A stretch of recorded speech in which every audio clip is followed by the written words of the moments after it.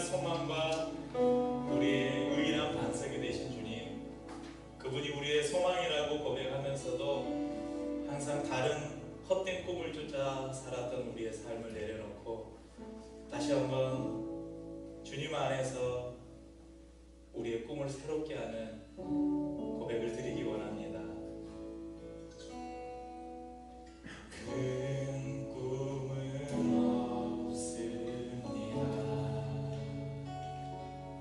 눈물로 뿌리지 않듯 세상을 뒤덮지 않아도 여전히 충분합니다. 큰 꿈은 없습니다.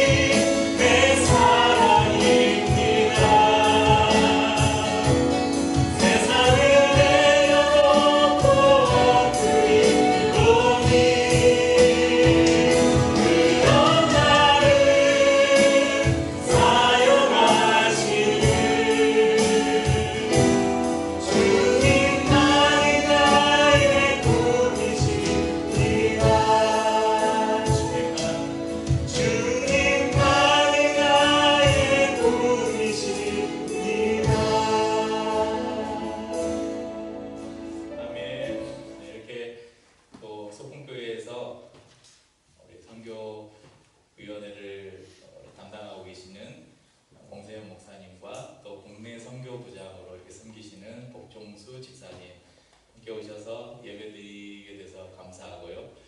네, 늘 제가 페북에도 어제 예배 안내를 올리면서 썼지만 늘 귀한 사람으로 기도해 주시고 보통 교회들이 이렇게 선교를 하면 그냥 뭐 많이 보내는 것도 아니에요. 뭐 3만 원, 5만 원 보내면서 막 주보에 뭐 후원하는 교회 이름 다 적고 그냥 그러고 마는데, 우리 소품교회는 보면 항상 후원하는 교회에 이렇게 연락해서 기도 제목을 듣고 또 특별히 후원 교회들을 위해서 기도하는 시간을 또 따로 만들기도 하고 또 정기적으로 이렇게 후원 교회를 방문해서 상황들을 살피고 세밀하게 기도해 주시는 그런 것들을 보면서 또 뭐 저희가 잘 알듯이 흩어지는 교회 사역 이런 사역들을 통해서 참 교회가 어떻게 선교를 해야 되는지 좋은 모범을 보여주는 것 같습니다.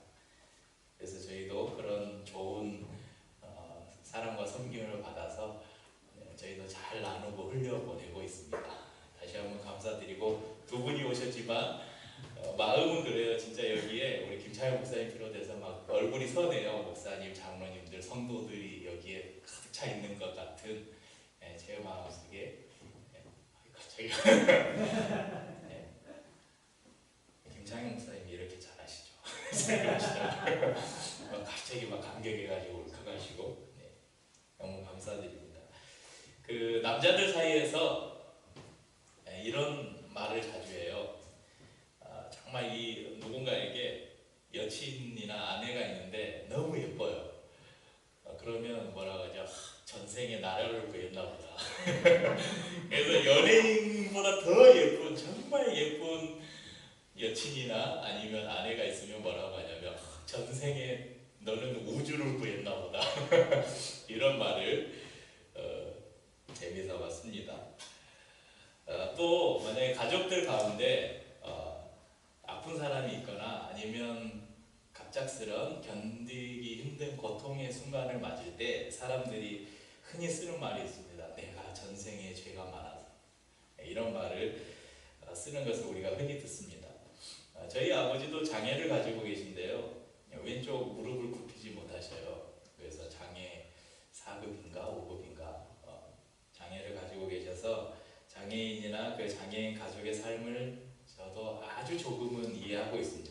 하지만 저희 아버지의 장애는 선천적인 것이 아니고 오랫동안 이 관절염을 알아오시다가 이거 완치 않은 방법은 무릎을 쓰지 않는 수밖에 없다는 거예요. 무릎을 안 써야 더 이상 약을 먹지 않아도 되고 고통이 없다고. 그래서 그냥 무릎에 핀을 박아버린 거예요. 관절이 굽히지 못하도록. 그래서 무릎을 못 굽히셔요. 왼쪽 무릎. 그래서 이제 불편함을 가지고 이제 사시는데 저희 아버지 장애는 제가 한 10대 중반쯤 정확하게 기억은 안 나요. 중학생 말이업이었을까요? 고등학교 초엽이었을까요? 그때 아마 이제 그렇게 수술을 하셨으니까 그 전에도 거의 뭐 장애인과 못지않는 거의 뭐 누워서 오랫동안 뭐 10년 이상을 누워서만 지내시기도 하시고 그러셨으니까 그런 삶을 좀 이해는 하지만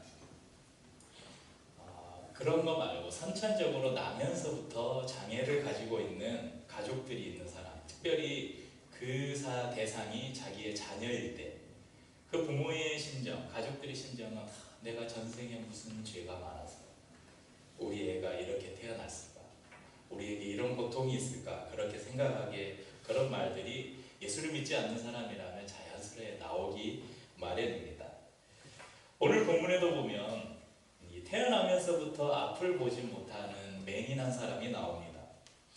당시 유대 사회는 윤회 사상을 믿지 않아요. 유대 사회는 직선적인 유대 역사는 직선적인 역사가 있으니까 윤회 사상을 믿지는 않았지만 사람이 태어나서 이렇게 소경이다, 앞을 보지 못한다, 어떤 장애를 가지고 태어났다 그러면 이 유대 사회에서는 분명히 그 사람에게 죄가 있든지 아니면 그 사람에게 부모에게 죄가 있든지 이 죄 때문에 이런 장애를 가지고 태어난다 이렇게 믿는 그런 사회였습니다.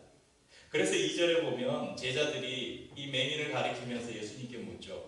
이 맹인이 이렇게 앞을 보지 못하고 태어난 것이 이 사람의 죄 때문입니까? 이 사람의 부모의 죄 때문입니까? 이렇게 묻죠. 이에 대해서 예수님은 3절에 말씀하십니다. 예수께서 대답하시되 이 사람이나 그 부모의 죄로 인한 것이 아니라 그에게서 하나님의 하시는 일을 나타내고자 하십니다. 예수님은 분명히 이 사람이 가지고 있는 앞을 보지 못한다는 이 장애가 죄와는 상관없다는 것을 말씀하셔요. 오직 하나님이 그것을 통해서 당신의 영광, 당신의 일을 하시기 위함이다 이렇게 말씀합니다. 우리 성도님들, 만약에 죄가 있는 사람이 태어나면서 장애를 가지고 태어난다. 그러면 요즘에 산부인과에 가보면 과연 멀쩡하게 태어나는 아기가 있을까요?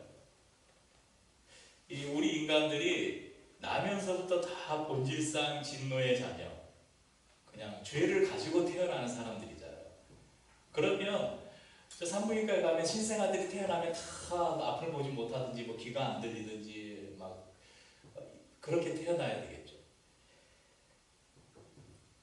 예수님은 이 맹인, 이 앞을 보지 못하는 사람의 이 장애는 죄 때문이 아니다. 그를 통해서 하나님의 영광을 나타내려 합니다. 말씀하시면서 이 맹인을 고쳐주셔요. 그리고 그로 하여금 빛을 보게 하셨습니다. 그것은 곧 예수님이 그 맹인의 눈을 떠서 빛을 보게 하셨다. 이것은 예수님 자신이 빛이심을 증명하는 사건이기도 합니다. 그런데 문제가 생겼습니다. 이 맹인을 고쳐준 날이 언제였냐면 안식일이었어요. 그리고 이전에 예수님이 이런 기적들을 행하실 때 그냥 말씀만으로 하셨어요. 가서 제사장에게 네 몸을 보여라. 뭐 이렇게 말씀만 하셨는데 그냥 이렇게 물고기 2마리와 보리떡 5개가 있습니다. 그럼 사람들에게 나눠주어라. 그냥 이렇게 말만 했는데 이 예수님은 이때 진흙으로 침을 뱉어가지고 진흙을 이겨서 그 사람 눈에다 발라주고 실로암 못에 가서 씻어라. 이렇게 말씀을 하셨습니다. 이 예수님이 진흙을 이렇게 진흙에서 비어서 눈에 바르는 이것은 안식일에 금하고 있는 노동의 행위였어요. 그리고 안식일에는 긴급하게 그 사람의 생명과 상관없는 치료 행위를 할 수가 없었습니다. 이 율법으로 금하고 있는 것이에요.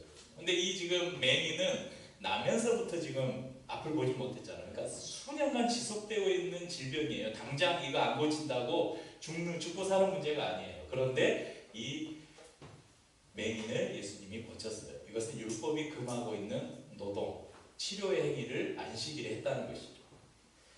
이 사건은 결국 바리새인들과의 논쟁을 불러왔습니다. 이 13절에 보면 이 고침받은 맹인을 바리새인들에게 데리고 갑니다. 이제 증명받으려고 그랬겠죠. 그러니까 이제 사람들이 의심을 하는 거예요. 야, 이거 원래 이제 아마 그 맹인 중에 이렇게 눈을 감고 다니지 않았던 것 같아요. 추측을 해보자면 이렇게 눈을 뜨는데 앞을 못 보는 그런 이제 맹인들이 있잖아요. 아마 그랬던 것 같아요. 이 사람 원래 볼 줄 아는데 못 보는 것처럼 하고 다녔다. 이렇게 하는 거죠. 그래서 어떻게 해서든 이게 보지 못하다가 보게 되었다. 이것을 이제 부정하려고 하는 사람들의 이야기들이 나옵니다. 또 바리새인들 사이에도 이견이 생겼어요. 아니 어떻게 안식일에 병을 고칠 수 있느냐? 그러니까 그것을 봤을 때 안식일을 범했다는 것은 이 사람이 죄인이라는 거예요. 예수님이 그러니까 죄인이기 때문에 이 사람의 질병을 예수님이 고쳤다고 할 수 없다. 또 한 부류의 바리새인들은 아니다. 우리가 알기로 태어나면서 앞을 보지 못하고 태어났다. 이건 이 사람의 죄 때문이다. 그런데 이것을 고쳤다. 이건 하나님만이 하실 수 있는 일이다. 그러니까 이 예수님은 선지자이든가 아니면 하나님이 주신 능력을 부여받은 사람들이다. 이렇게 의견이 갈리게 된 것이죠. 결국 부모까지 불러서 신문을 합니다. 부모에게 묻죠. 그런데 이 부모는 교묘하게 자신들이 책임을 안 지려고 대답을 회피해요. 우리 아들 다 컸어요. 다 컸으니까 우리 아들한테 물어보세요. 왜냐하면 당시에 그 예수님을 인정하면 유대 사회에서 이렇게 출교를 당했거든요. 그러니까 그것을 모면하기 위해서 우리 아들이 장성해서 우리 자녀가 장성해서 자기 스스로가 책임을 질 줄 아니까 아들에게 물어보십시오. 이렇게 이야기했습니다. 바리새인은 다시 이 전에 맹인이던 이 사람을 다시 부릅니다. 그 내용이 오늘 저희가 읽었던 본문 24절부터 이제 기록되어 있는 두 번째 맹인을 불러서 신문하는 장면입니다. 두 번째 이 사람을 불러서 말하기를 너는 하나님께 영광을 돌리라 이렇게 이야기합니다. 이 말이 바리새인들이 정말 하나님을 경외하고 그래서 하나님께 영광을 돌리라 이 말을 한 게 아니에요. 이 바리새인들이 하나님께 영광을 돌려라 이렇게 말한 것은 야 너가 고침받은 건 예수가 한 거 아니다. 너가 보게 된 것은 예수라는 사람하고는 상관없는 일이다. 오직 하나님께서 예수라는 그 사람을 통해서 하신 일이다. 그러니까 예수에게 초점을 맞추지 말고 하나님께만 영광을 돌려라. 이런 말입니다. 이것은 끝까지 이 예수님을 인정하지 않으려 했던 이 바리새인들의 강박한 마음을 표현하는 것이죠. 계속 이 맹인에게 물어요. 너가 어떻게 됐냐? 어떻게 눈을 뜨게 됐냐? 막 이렇게 물으니까 이 맹인이 아마 짜증이 났나 봐요. 그래서 왜 자꾸 한 말 또 하게 합니까? 당신들도 제가 하는 이야기 듣고 그 사람의 제자가 되려고 합니까? 이렇게 말하죠. 이때 바리새인들이 이렇게 대답합니다. 우리 요한복음 9장 28절 29절 한번 같이 읽어보겠습니다. 28절 29절 그들이 욕하여 이르되 너는 그의 제자이나 우리는 모세의 제자라. 하나님이 모세에게는 말씀하신 줄을 우리가 알거니와 이 사람은 어디서 왔는지 알지 못하노라. 그럼 왜 이 바리새인들은 예수님을 알아보지 못했을까요? 왜 바리새인들은 예수님을 구주로 메시아로 빛으로 인정하지 못했을까요? 이 요한복음 9장의 사건은 예수님을 빛으로 말씀하셔요. 그리고 맹인이 눈을 뜨는 것을 빛을 보는 것으로 표현하고 있습니다. 그런데 바리새인들은 빛을 보지 못했어요. 왜 그랬을까요? 보지 못했다는 것은 무언가가 그들의 눈을 가리고 있었다는 것이죠. 그 가리고 있었던 그것이 무엇이었냐면 오늘 말씀은 율법이라고 나옵니다. 그럼 율법은 본래 선한 것이죠. 율법은 우리의 죄를 드러냅니다. 그리고 우리가 죄인임을 인정하게 하고 그 율법으로는 우리가 도저히 죄에서 벗어날 수 없는 우리의 한계를 보게 합니다. 그리고 결국은 이 죄를 해결할 수 있는 분이 예수 그리스도밖에 없다고 우리를 예수께로 인도해주는 역할을 하는 것이 바로 이 율법입니다. 그런데 이 바리새인들이 갖고 있었던 이 율법은 율법 자체가 그들의 목적이었어요. 그래서 이 율법으로 사람들을 정죄하고 사람들을 비판하고 죽이는 것에 이 율법을 이용하고 자신들의 권력, 자신들의 힘을 유지하는데 이 율법을 이용했다는 것입니다. 그래서 율법이 이끄는 최종 종착점이 어디냐면 예수 그리스도인데 이 바리새인들은 율법을 가지고 예수를 죽이고 말았던 것입니다. 이 맹인은 평생 아무것도 보지 못하고 살았어요. 그런데 그가 예수님을 통해서 빛을 보았을 때 그럼 이 사람의 기분이 어떻겠어요? 새로운 생명을 얻은 그런 마음 아니었을까요? 아무것도 보지 못하고 평생을 살다가 눈을 떠서 빛을 보고 사물을 보고 자신의 가족을 보고 이랬을 때 이 사람은 아마 새로운 삶을 얻은 기분이었을 것입니다. 그에게 있어서 율법은 더 이상 아무런 의미가 없었어요. 중요한 것은 내가 지금 보고 있다는 것이 그에게는 가장 의미 있는 것이었죠. 그리고 그 눈을 떠서 보게 하신 분이 예수란 분이 내 눈을 떠서 보게 하셨다. 이것이 이 사람에게는 이것 말고는 아무 관심이 없었던 것이죠. 9장 34절에 보면 바리새인들이 내가 온전히 죄 가운데 나서 그러니까 너의 소경된 것, 너의 맹인된 것은 네 죄 때문이다. 이렇게 정죄를 하고 있어요. 그런데 더 이상 그런 말이 이 눈을 뜨게 된 이 맹인에게는 상처가 되지 않았어요. 오직 중요한 것은 예수라는 분이 내 눈을 뜨게 하셨다. 이 사실만이 그에게 있었습니다. 35절 이하의 말씀에서 예수님은 이 맹인 되었던 사람을 다시 만나십니다. 그리고 자신이 인자다. 인자라는 말은 하나님의 아들이다 이 말입니다. 내가 하나님의 아들인데 너가 인자를 믿느냐? 이 사람은 조금도 주저함 없이 예수를 믿음으로 받아들이고 그분 앞에 경배합니다. 그 후에 예수님은 이 사건을 통해서 우리에게 주시는 아주 중요한 교훈을 말씀하십니다. 우리 9장 39절에서 41절 말씀을 같이 읽어보겠습니다. 예수께서 이르시되 내가 심판하러 이 세상에 왔으니 보지 못하는 자들은 보게 하고 보는 자들은 맹인이 되게 하려 함이라 하시니, 바리새인 중에 예수와 함께 있던 자들이 이 말씀을 듣고 이르되 우리도 맹인인가? 예수께서 이르시되 너희가 맹인이 되었더라면 죄가 없으려니와 본다고 하니 너희 죄가 그대로 있느니라.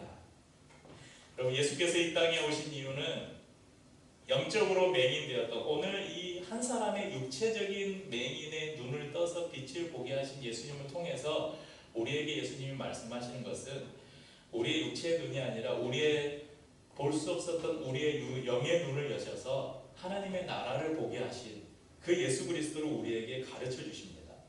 하지만 나는 볼 수 있다, 나는 결코 맹인이 아니다, 이렇게 말하는 사람들은 그대로 영적인 소경 상태로 있게 된다는 것입니다. 41절 말씀을 다시 한번 보십시오. 만약 바리새인들이 자신들의 영적 무지함을 인정하고 예 주님, 우리도 영적으로 맹인이었습니다, 참 빛을 보기 원합니다, 이렇게 했다면 그럼 이 바리새인들의 죄가 없어지고 그들도 영적으로 거듭날 수 있었을 것입니다. 그런데 여전히 우리는 볼 수 있습니다. 당신의 도움이 없어도 우리는 여전히 볼 수 있습니다. 너희가 그렇게 말하니 너희의 죄가 그대로 있다, 이렇게 예수님이 말씀하시는 것이죠. 때로는 온전한 것이 우리를 망칠 때가 있습니다. 형통한 것이 우리를 병들게 하고 성공이 우리의 영을 죽일 때가 있습니다. 오늘 말씀의 제목처럼 이거 안 고쳤네, 이거 고쳤는데 왜 이게 나왔지? 그러면 다른 걸로 바꿔야 돼. 제목을 안 바꿨네요. 네, 주보에는 제대로 나와 있어요. 차라리 볼 수 없었다면. 여러분, 우리가 예수 믿고 부자 된 사람을 보지 않았다면, 예수 믿고 좋은 대학에 가고 좋은 직장에 가고 전생에 나라를 구한 것처럼 멋진 남자, 멋진 여자 만나서 결혼하는 것을 우리가 보지 않았더라면 어쩌면 우리는 더 영적인 것을 소망하며 살 수 있었을 것입니다. 만약 우리가 보았던 것들 중에 예수를 믿고 난 후에 사회에서 추방을 당하고 그 공동체 안에서 불이익을 당하고 원형 경기장에 끌려가서 사자밥으로 던져지고 고문을 피해서 동굴로 숨어들고 형장의 이슬로 사라지는 것을 우리가 보았다면, 오늘날 예수를 믿는 우리가 더 큰 집, 더 좋은 차, 더 큰 건물, 더 많은 성도, 더 많은 부동산, 더 많은 예금 통장, 이것을 우리가 구하며 살았을까요? 절대 그러지 않았을 것입니다. 오늘 저희가 나눈 이 본문의 말씀은 수요일 묵상, 이 M랩에 있는 수요일 묵상한 본문입니다. 그럼 지난 주일 밤에 PD수첩에서 명성교회 800억의 비밀, 이런 제목으로 방영을 했죠. 뉴스 검색에 1위에 오르고 한 주 동안 파장이 컸습니다. 이 수요일에 이 말씀을 묵상할 때 이 사건이 일반 그 뉴스나 인터넷 매체뿐만 아니라 SNS나 특별히 성도들 가운데, 목회자들 가운데서 굉장히 뜨거운 이슈가 되었던 시기였습니다. 그런 글들을 보면서 이 말씀을 묵상하는데 참 우리에게 주시는 예수님의 교훈이 지금의 우리의 시대와 너무나 잘 맞아떨어져 있는 것처럼 그렇게 느껴졌습니다. 이미 목회자들 사이에서는 예전부터, 세습을 하기 이전부터 왜 명성교회가 총회 헌법을 어기면서까지 세습을 강행하려고 하는가, 그리고 왜 강행했는가, 이미 이제 합리적인 추론, 놔두는 말들이 다 있었어요. 그리고 그 가장 큰 것이 아마 돈이었을 것이다. 그리고 실제 방송 이후에 이런저런 경로를 통해 이제 전해지는 이야기, 특별히 이제 저희가 후원하는 이 세물교회 플러스의 김용환 목사님이 페이스북에 글을 쓰셨어요. 자기가 잘 아는 분을 통해서 이렇게 들으니까 왜 김하나 목사가 그렇게 이제 김용환 목사님과 김하나 목사님 굉장히 좀 잘 아는 사이였어요. 예, 이분이 두 번을 만났대요. 한 번은 전화로, 한 번은 직접 찾아가서 세습을 하지 말아라, 명성교회로 가지 말아라. 그런데 갔잖아요. 그래서 이제 다른 사람을 통해서 들린 이야기는 아버지가 그랬다는 거예요. 네가 안 오면 내가 구속될지 모른다. 그 이야기 때문에 김하나 목사가 가지 않을 수 없었다. 그래서 가게 되었다. 뭐 저기 웬만한 사람들은 다 아는 이야기예요. 그 피드스첩에서 밝힌 이야기는 일부일 뿐이고 더 많은 더 큰 게 있대요. 그런 것들을 보면서 참 그 방송에서 그런 이야기가 나오더라고요. 37만 원인가 땅을 샀는데 100배가 되었다. 이걸 축복이라고 이야기할 수 있을까요? 이게 하나님이 축복해 줬다고 우리가 말할 수 있을까요? 이 부동산 투기가 어떻게 하나님의 축복이에요? 그럼 세계에서 가장 큰 장로교회가 된 것, 수많은 부동산, 공시가로 1,600억, 실제 거래가로 하면 뭐 몇 배가 되겠죠. 이것이 교회의 자랑이 되었습니다. 교회 안에는 역사관을 지어서 명성교회가 어떻게 가정교회에서부터 지금의 교회까지 오게 되었는지를 다 전시해놓고 주일학교 학생들부터 다 보게 하고, 그 안에 정말 가장 중요한 포인트에 김사만 목사의 일대기를 다 이 영상으로부터 시작해서 다 만들어 놓고, 이게 북의 김일성 부자의 이 우상화하고 뭐가 다를까? 그 영상을 보면서, 그 피디스 쪽을 보면서 과연 저 교회의 주인은 하나님일까? 저 교회의 주인은 김사만 목사일까? 지금은 하나님이 되겠네요. 김하나님. 저는 한때 김사만 목사님을 참 존경했던 때가 있었습니다. 그 새벽기도 운동을 보면서 정말 이 한국교회 새벽기도 운동을 일으킨 교회. 근데 제가 생각할 때 처음 가정에서 교회를 개척했을 때 김사만 목사님이 그렇게 욕심이 많았을까요? 저는 그렇지 않다고 믿습니다. 언제쯤 그렇게 변했을까? 그것은 뭐 저희가 알 수 없지만,